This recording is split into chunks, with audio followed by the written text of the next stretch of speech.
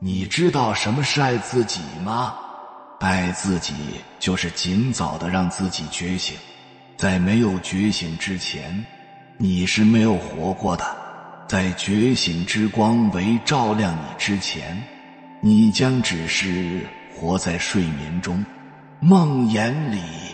觉醒的越早，就意味着你重生的越早，越能真真切切地体验到这个世界的美好。觉醒的关键是重建内心世界。我们绝大多数原生家庭没有帮你把内心基础框架打好，你至少要花20年重建自己的内心世界，然后花20年重建外部世界。如果没有办法觉醒，我们就会被恐惧、不自信、玻璃心、自卑和各种执念封印一生，动弹不得。只有当你潜意识觉醒的那一刻，人生才真正的开始。之前那都不叫人生，那是地狱。在这之前都是等、靠、要、求的被动状态，被现实按在地上摩擦。许多人终其一生都封印在过去的经历里，从来没有真正的活出自己。做自己，爱自己，就是活出自己。有一种缺爱的人，长大成为付出型的人格，通过对他人无条件的付出来弥补曾经无法得到的遗憾。还有人长大后习惯性的取悦别人，以此得到别人对自己的认可，而且非常在意别人对自己的评价。从小就受到父母批评和贬低的这种人，长大后高度敏感、悲观、不自信，严重缺乏安全感，把自己孤立于他人之外，不愿意社交。只要别人说话语气稍微有点不对，就想马上逃离，把自己关起来，变得更加冷漠。这样的行为模式，如果自己能够觉醒，还有修复的机会。绝大多数人连觉知都没有来得及，慌慌张张、匆匆忙忙的就已经走完了这一生。灵性越高的人，到了一定的程度，一定是非常非常了解人性的，并且情商也是非常的高。很多人都认为说高为中的高手，不就是经历多了变成了老油条了吗？绝对不是的。灵性高和城府深完全是两码事儿。灵性的本质是无畏，城府的本质是防备。当一个人防备心足够深的时候，总有一天会发酵成攻击和算计。所以老油条的人生当中充满了所谓的算计。但是灵性高的人呢，他就像一盏灯一样，会吸引着寻找光明的人过来一起去共鸣。但是真正觉醒的人也是需要去入世后，然后再去淬炼心的。单纯的天真，入世以后只会被城府深的老油条秒得渣渣都不剩。所以说，只有历经艰辛又依旧地保持本心，才能谈所谓的坚守和灵性。这也就是红尘炼心的真相。所以大家不要把城府和觉醒后的智慧混为一谈。那有的时候，这种能力向上到一定程度的时候，人自然而然就会对大道的智慧至诚至敬，最后看一眼就看到本质了，所以就不屑什么算计了。什么是灵性觉醒？简单来说，你开始觉知到超出肉体之外的事物，你觉知到比你的肉身、血液以及所有实体的一切还要广大。你觉知到所有东西就是精神 spirit，或意识 consciousness 本身。大多数人认为灵性觉醒就是坐着冥想几个小时，始终感到超然和快乐。但对于大多数正在经历觉醒的人来说，事情比这要更复杂。你的内在、外在会发生很多变化，其中一些变化是相当奇怪的。你可能会感到害怕、迷茫，你不知道发生了什么事情，也许你正在寻找你经历过的事情的解释。接下来我将与你分享在觉醒过程中能发生的5件奇怪的事情，以及你可以采取的措施。首先是外貌的改变，这是灵性觉醒最常见且有点奇怪的特征之一。你的外貌可能会发生彻底的改变。在灵性觉醒的几个月后，你的身体外貌会发生很大的变化，你会非常快地减掉很多体重。实际上你内心储存的所有创伤都在得到疗愈，能量也在得到处理，因此它自然而然地失去了多年来的大量水分。但外貌的变化可能比这更深，其中一点就是你的眼睛会发生变化，因为我们正在摆脱消极信念，消除我们身上的所有垃圾和所有低密度能量，我们的眼睛会变得更明亮，更有活力，就像婴儿的眼睛一样。第2件奇怪的事情是性格的改变，这是一件大事，这可能是人们在灵性觉醒期间发生的最困难的事情之一。他们的整个性格都发生了变化，你的好恶会改变，你的热情可能会改变，你看待世界的方式也会改变。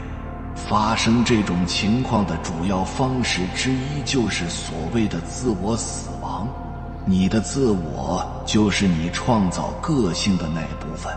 在灵性觉醒期间，自我有时会多次死亡，它会死亡并重生多次，这真的很难，因为之前它就是你的全部，现在这些全部完全消失了，你会接受不了，你会有巨大的压力。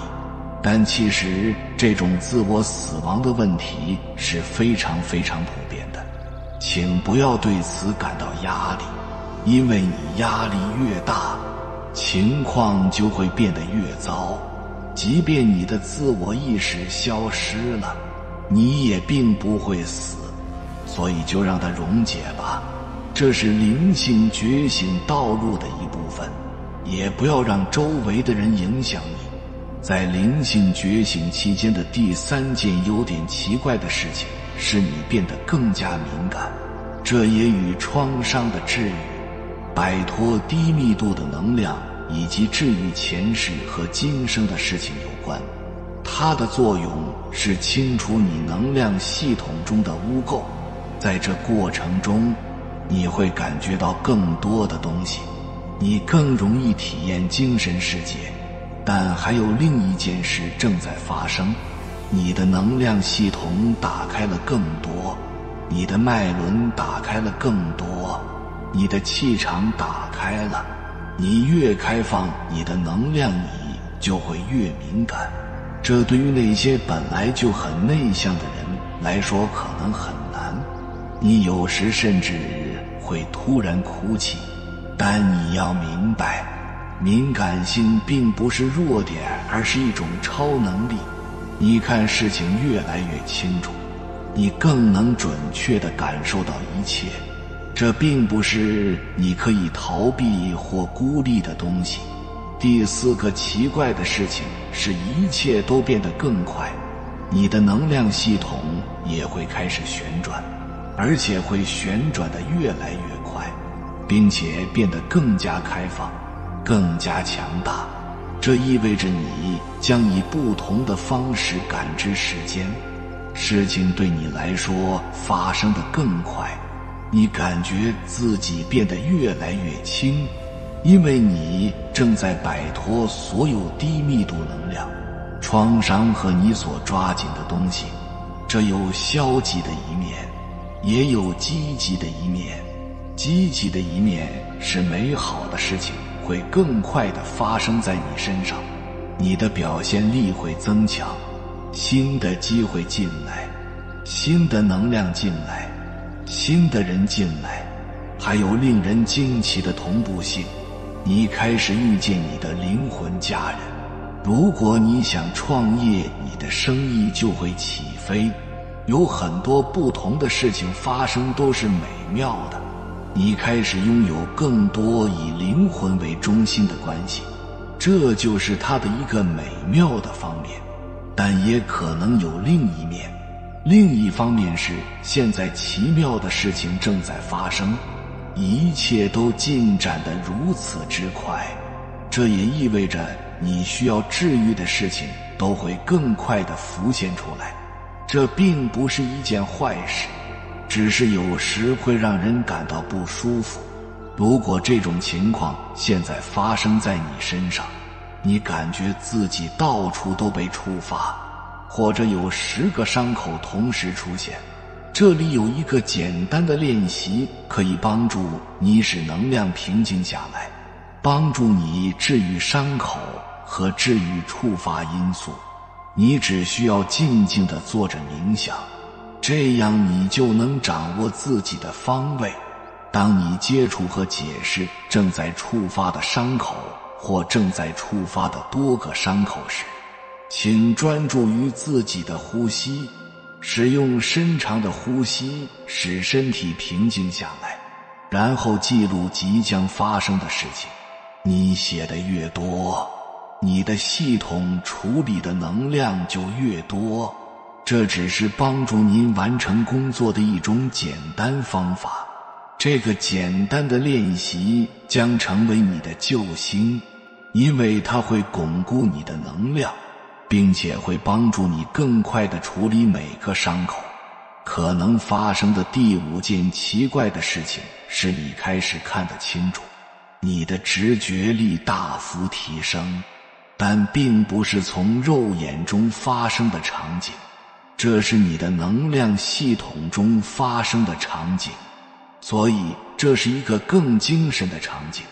发生这种情况是因为你们的能量系统变得更加纯净，更加精致，尤其是你所有的脉轮都被激活了，那是身体的主要能量点。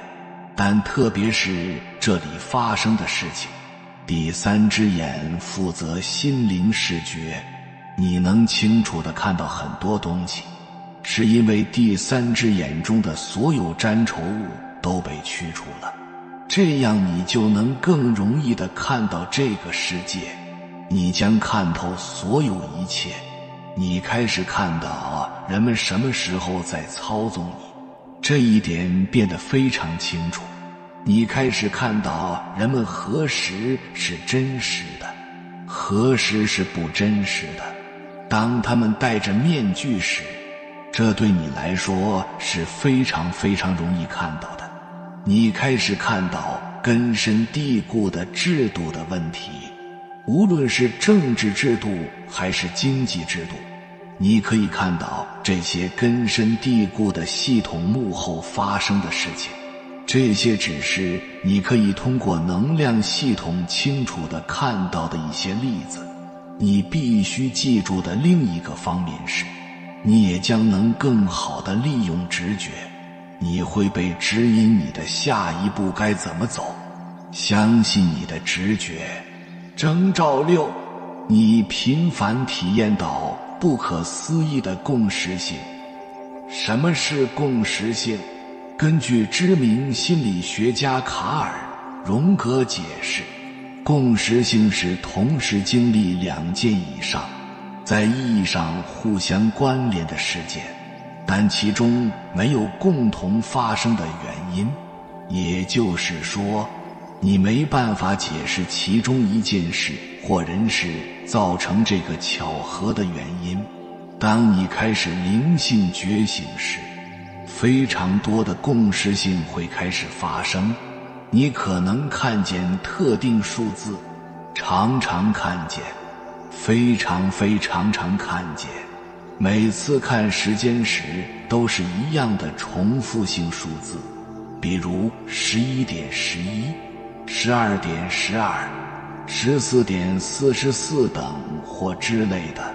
这些数字出现频繁的速度，令你的大脑意识到它们与一般数字的不同，像是有话要跟你说，特别吸引你的注意力。你可能突然想起一位老朋友，然而你们10几年没联络了，然后发现他传讯息给你，或是你正在经历一个低潮时刻，突然抬头看见路边的广告板写着你永远不孤单，恰好是给你当下最需要的鼓励。共识性一直都存在在我们生活中，整个生活都是共识性的组成，不论是正面或负面。但当你正在醒过来时，你会注意到更多，而且更容易感受到共识的链接。你经历多到不可思议的共识性，你开始傻眼之前怎么都没有发现生命是这么神奇的存在。征兆期，你开始做非常清楚的梦，你会有一种奇怪的感觉，结果证明是真的。你是否经常对某事产生奇怪的感觉，然后发现它真的发生了？还有你经常做奇怪的梦，在短时间内就变成了现实，一种你从未经历过的景象，但它发生在未来，是精神能力不可避免的标志。这表明你的意识变弱了。这种能力被认为是一种精神上的天赋，很多人都拥有这种天赋。这种奇怪的梦就是清明梦。什么是清明梦？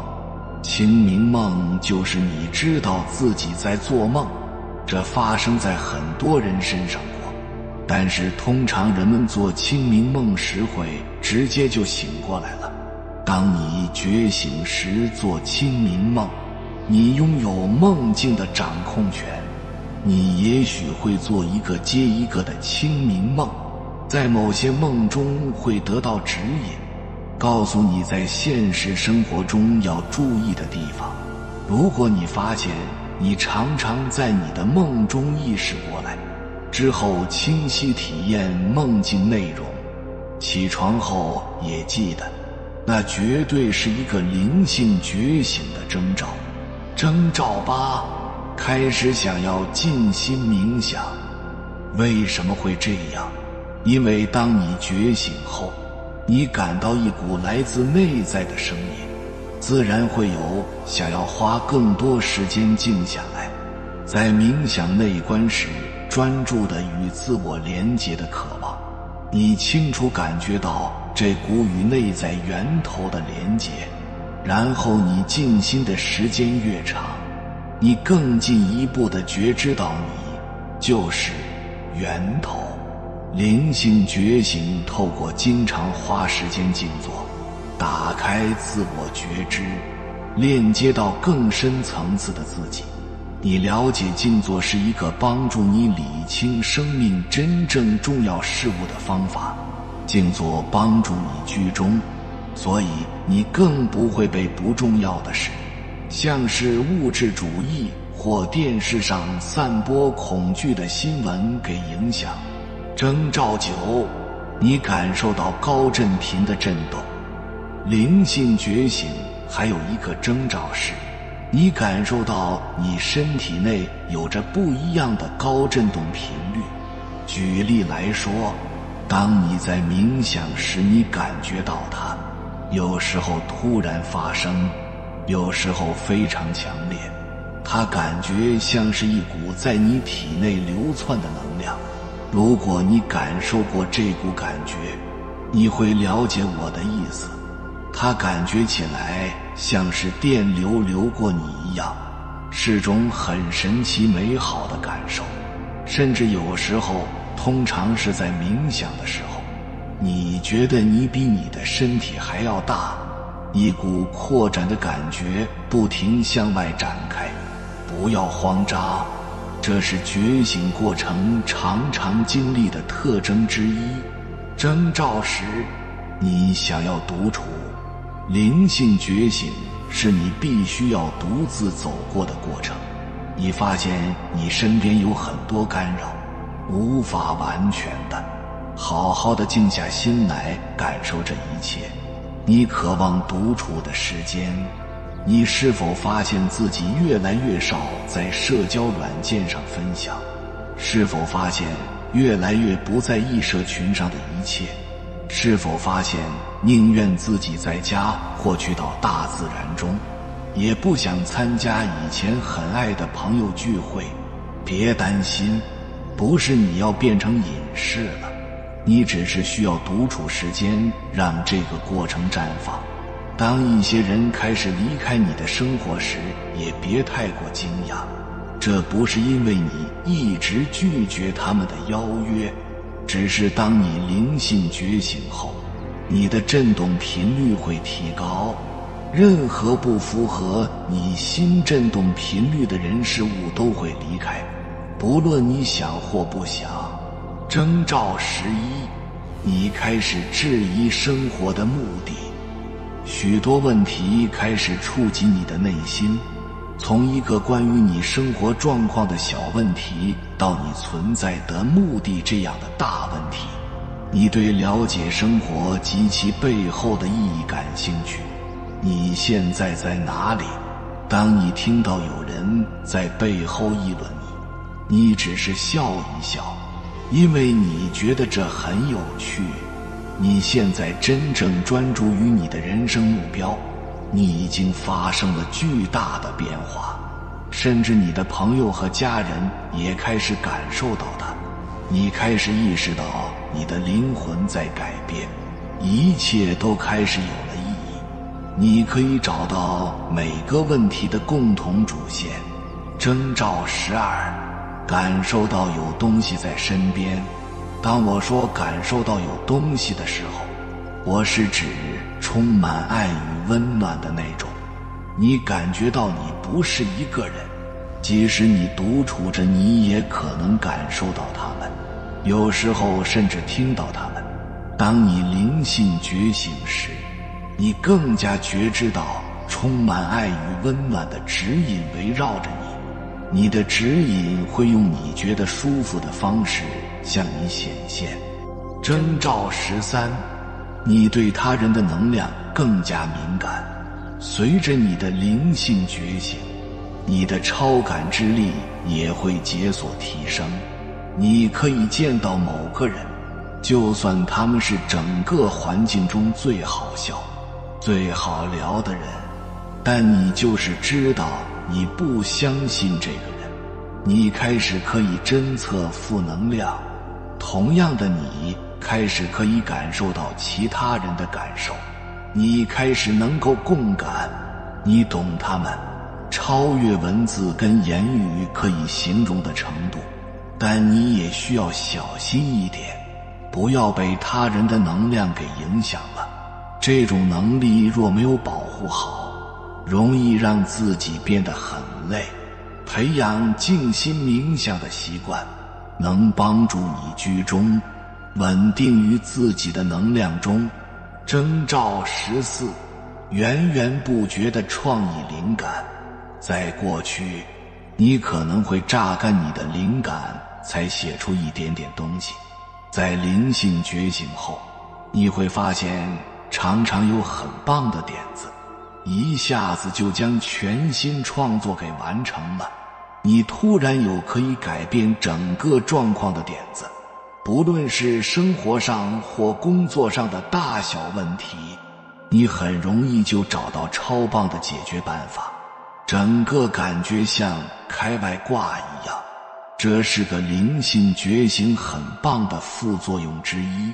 你让灵魂做自己喜爱的事，展现自我，你成为自我灵魂天赋创作的最佳渠道。征兆15，你觉得死亡是新的开始，而不是一件需要恐惧的事。对于还没觉醒的人来说，觉醒者的看法可能显得有些病态。当你觉醒后，你了解到生命是不会结束的，因此你不再害怕死亡，你对死亡有全新的视角。不是说你会想自杀，只是你会变得期待这个人生之后的历险会有多精彩。你了解到死亡只是从一个房间踏入另一个房间，真正的你是意识本身。因为你已经了解到这个事实，所以你知道这个身体的结束并不代表你的结束，并更加的能够体验活在当下的意义。征兆16，你与大自然的联系比以往任何时候都要紧密。大自然是人类的礼物，但我们大多数人都忽视它，甚至忘记它，把它视为理所当然。我们忘记保护它的美丽，我们甚至破坏它。但是在你的生命中，你将会经历一个神秘的阶段，在那里你将会看到甚至是自然界最小的东西，并且非常欣赏它的创造。征兆17，你更加注意你的身体和思想，创造了自己的信仰体系。你知道你拥有一个健康的身体，你更加注意你的健康，吃得好，经常锻炼，因为这样你的身体就能迅速从情感和身体创伤中痊愈。你也会更加尊重自己的身体。当你开始了解自己时，你也开始看到你周围的事物，你开始观察和理解它们，寻找每件事背后的原因。你知道宇宙是相连的，你想知道每个物体是由什么组成的，它是如何制作的，然后所有的答案都向你敞开。生活教给你的许多东西，实际上与你之前所学的知识完全不同。你开始怀疑你所知道的一切，并提出一个新的信仰体系，似乎更真实和普遍。征兆18，你经常在特定的时间醒来。如果你有规律在3点到4点起床的习惯，不仅仅是上厕所，然后你可能会有些许带更多的人进入灵性时代。在这些时间之间，醒来可以是一个迹象，有一个灵魂或其他特殊的东西想要与你交流。也许你醒来是因为你没有意识到一些精神上的东西，并在一个阶段与它交换信息。征兆19，你成为光的管道。当你灵性觉醒时，你更加容易与高智慧链接，达到一种类似于心流的状态。这其实是每一个人都拥有的能力，不一定是真正的传递讯息，可能是你坐下来写一篇文章，或画画，或编织，或做音乐。抬头一看，时间已经过了很久很久，但你却一点也没有感觉。而你看着你的作品时，还会有种错位感，觉得作品太美了，几乎不像是你做的。猜猜看怎么着？这也是通讯 channeling 的一种。所以当你开始收到讯息时，不要被吓坏。只有当你的振动频率与更高频率对齐时，才会有共同创造的产生。所以好好保持你的高振频与正面信念吧。征兆二时，你充满着无法言喻、无法解释的喜悦与平静。这是因为当我们成为我们真正的自己，我们就是喜悦、爱与光的存在。灵性觉醒让你想起这样的自己，所以你不需要发薪日来感到开心，不需要一杯酒才能笑到不行。你只是很纯粹、觉醒地做回真正的自己。灵性觉醒是一个自然醒悟到生命真谛的过程，也是生命蜕变的起点。当人类没有准备好，没有意识到灵性觉醒的特征时，它会产生不好的后果。即使这是一个非常累人的过程，但用不了多久，一个人就会经历一个困惑和惊讶的阶段。因为这个阶段会随着一个人的成长和转变而发生，尤其是当他们开始做与灵性有关的事情时，例如喜欢瑜伽、冥想等等。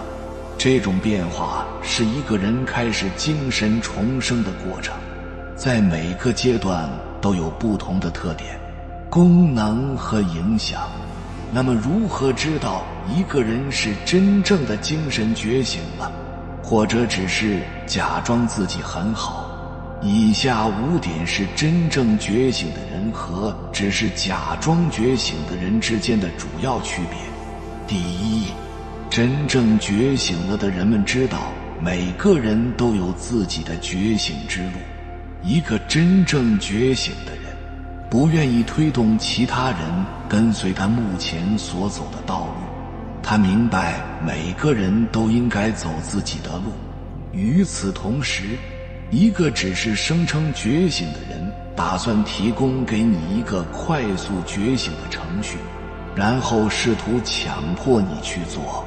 你可能对这些词很熟悉，相信我，如果你这么做，你就会在精神上被唤醒。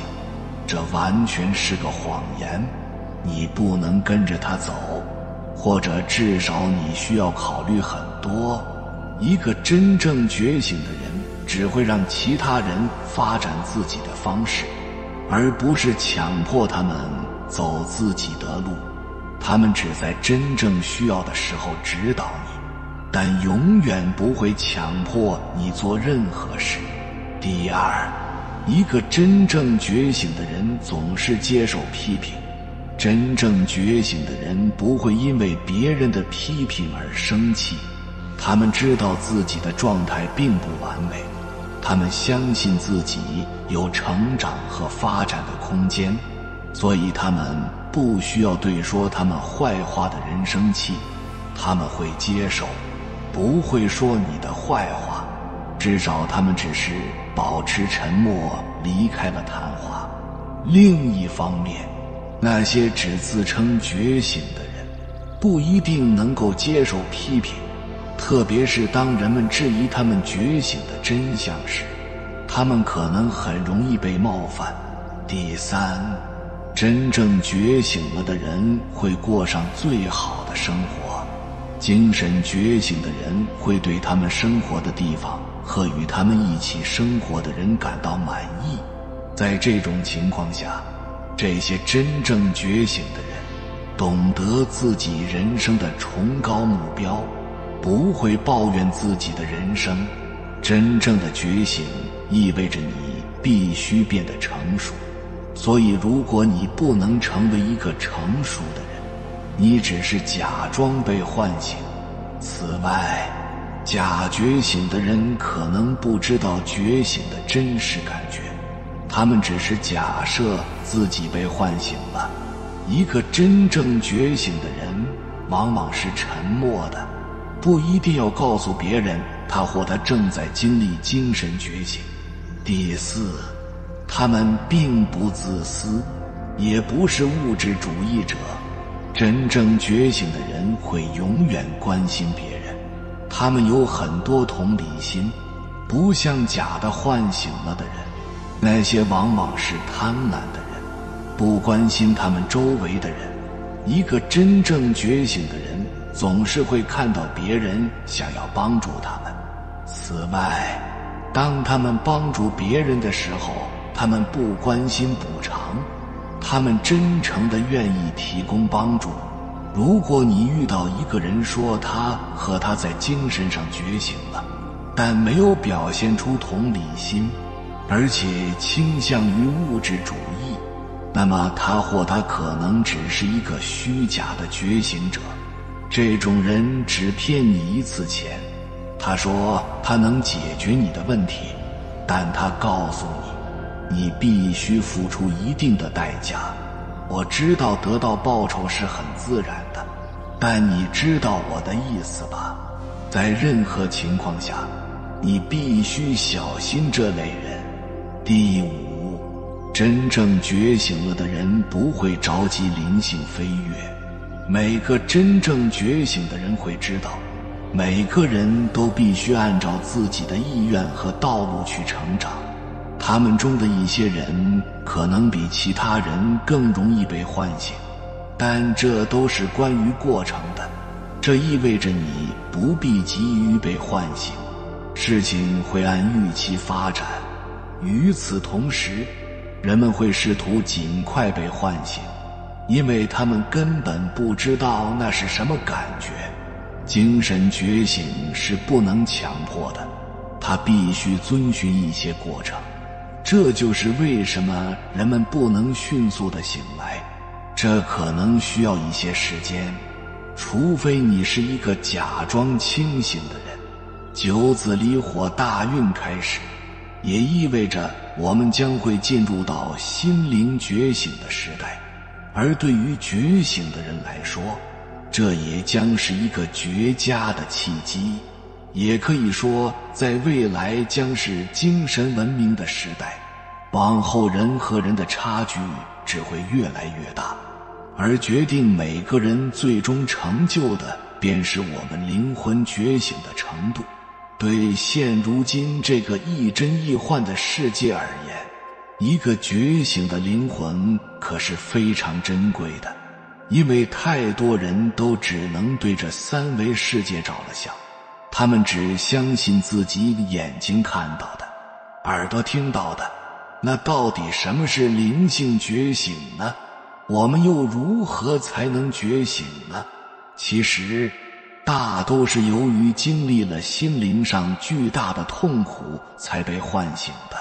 当你真正觉醒后，更多是要做自己的旁观者，旁观自己所经历的事，旁观自己的情绪。只有把自己的视角和意识跳脱出来，你才不会被情绪和痛苦左右，也才能被周围的一切所迷惑干扰。有道是心外无物，人生如戏。其实真正的觉醒就像是演戏而不入戏，入戏了还能随时出戏。要明白你所看到的感受到的都只是自身呈现的结果，你所看到的别人都是你另外的样子，你的侧面，一切都源于我们内心，是我们内心投射的结果。所以允许别人做别人，也允许自己做自己，一切接纳就好。他们都是我们内心的一面镜子，如果你能够从镜子中看到自己的缺点，就一定要及时修正过来，并用正心正念去对待。人生就是一场修行，时刻修正我们的念头和行为，就是我们的终身必修课。当问题越难，困难越大时，便越容易激起你内在的能量和智慧，从而能够唤醒你，让你觉醒。一、破除情关。当你开始爱上一个人，在本质上是爱上了自己的某种需求，而便在那个载体的身上自行附上了层层滤镜。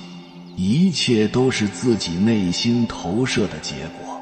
一旦你能够意识到这一点，懂得将内心想要的东西向外投射，便不会再执迷不悟。懂得放下你，也就能够打破自己内心筑起的幻想，让自己的情绪归于平静。人本自具足的能量体不需外求，而是懂得向内求，绝对的相信自己，也能因此唤醒体内隐藏的巨大能量，内心从此也不再会被外人外物所伤。二，内观修寂，能够清醒地感知和观察自己，让注意力回归自身。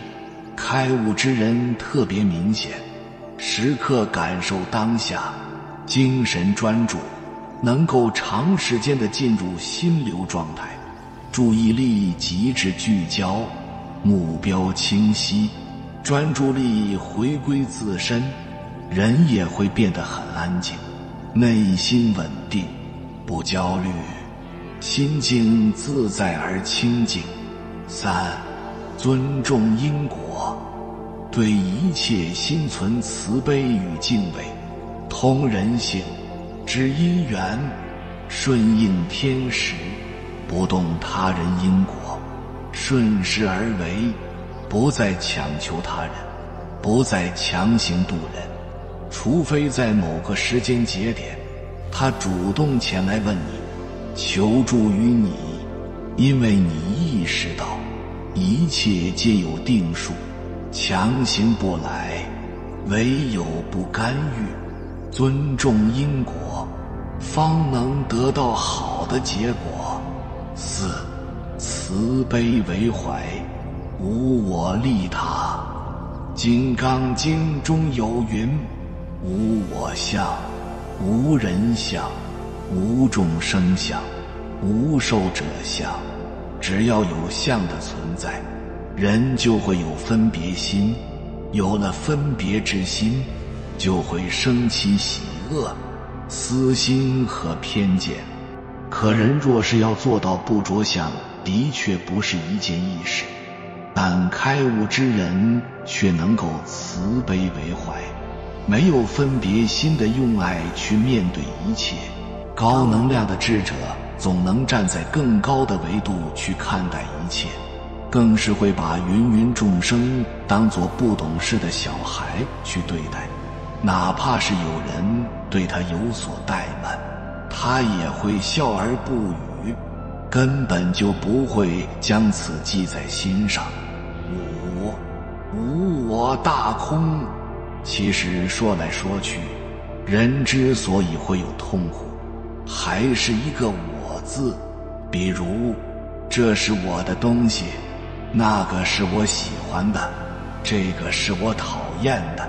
正是心中时时刻刻都有着一个我的存在，才使之心中产生种种情绪波澜。其实这个我本质上是不存在的，却在欲望的催动下使之愈演愈烈，而开悟者便能够做到将那个执着自我给抽离出来，将心放空，让自己回到无我的状态，这样也便没有了痛苦的存在。有缘人，感谢你看到最后。如果今天的影片对你有所帮助，请按个赞给我响应，回复一句内观觉醒。愿你早日破除我执重塑人生，迎接全新的自己。还没有订阅频道的，请点击右侧的订阅按钮，与我们建立更深的连接，随缘加入会员，与同频之人共修福报，随喜转发，传播善知识，功德无量。